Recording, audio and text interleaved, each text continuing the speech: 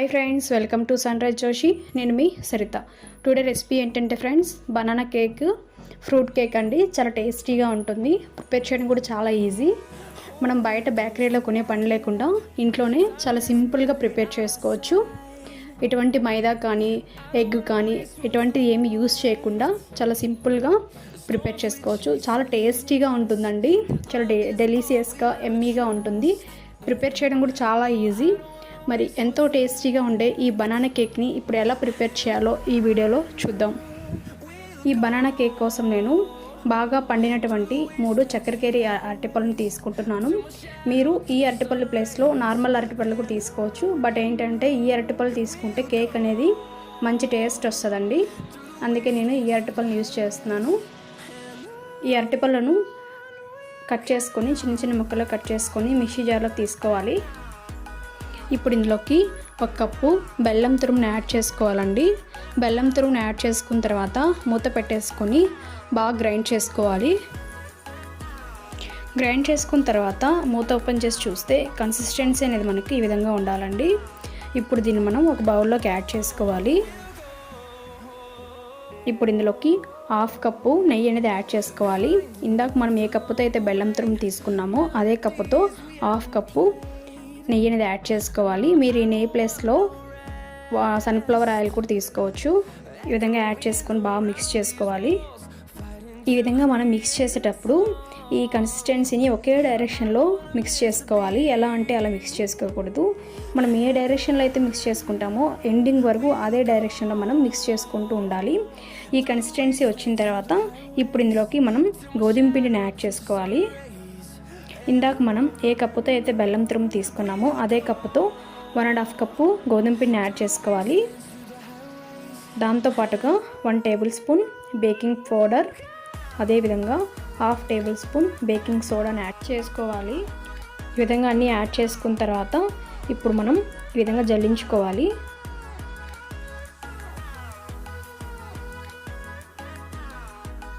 ఇప్పుడు ఒక విస్కర్ని తీసుకొని ఒకసారి ఈ విధంగా బాగా కలుపుకోవాలి.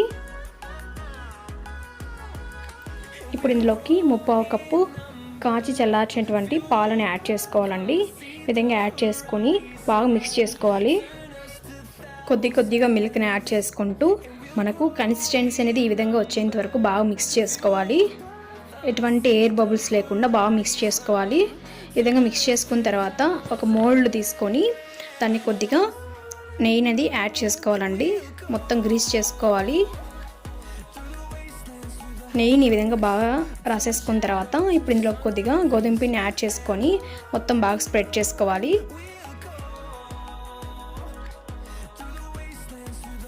ఈ విధంగా బాగా స్ప్రెడ్ చేసుకున్న తర్వాత ఇప్పుడు ఇందులోకి ఆల్రెడీ మనం మిక్స్ చేసి పెట్టుకున్నటువంటి కన్సిస్టెన్సీని ఇందులోకి యాడ్ చేసుకోవాలి.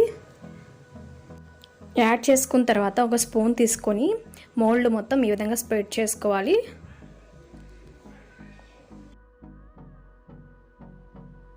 ఈ విధంగా స్ప్రెడ్ చేసుకున్న తర్వాత ఇప్పుడు దీన్ని మనం పక్కన పెట్టుకోవాలి. ఇప్పుడు దీన్ని బేకింగ్ చేసుకోవడానికి ఒక ప్యాన్ తీసుకున్నాను నేను. దీంట్లో కొద్దిగా సాల్ట్ అనేది యాడ్ చేసుకోవాలి. ఈ విధంగా యాడ్ చేసిన తర్వాత దీంట్లో ఒక స్టాండ్ని మనం పెట్టేసుకొని మూత పెట్టేసుకొని కొద్దిసేపు ఫ్రీ హీట్ చేసుకోవాలి. లోపల నుంచి హీట్ అనేది బయట పోకుండా ఈ విధంగా నేను గోధుమ పిండితో ఇలా క్లోజ్ చేసేస్తున్నాను.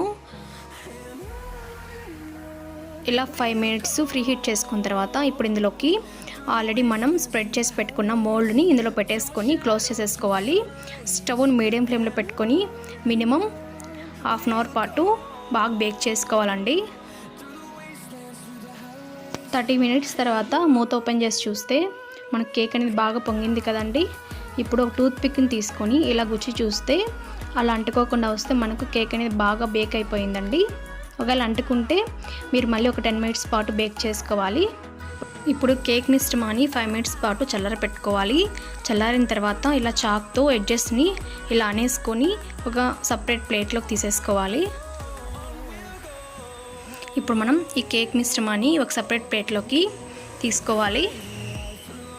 చూసారు కదా friends, healthy and tasty banana cake అనేది రెడీ అయిపోయిందండి. ఇప్పుడు మీరు మీకు నచ్చిన షేప్లో కట్ చేసుకోవచ్చు.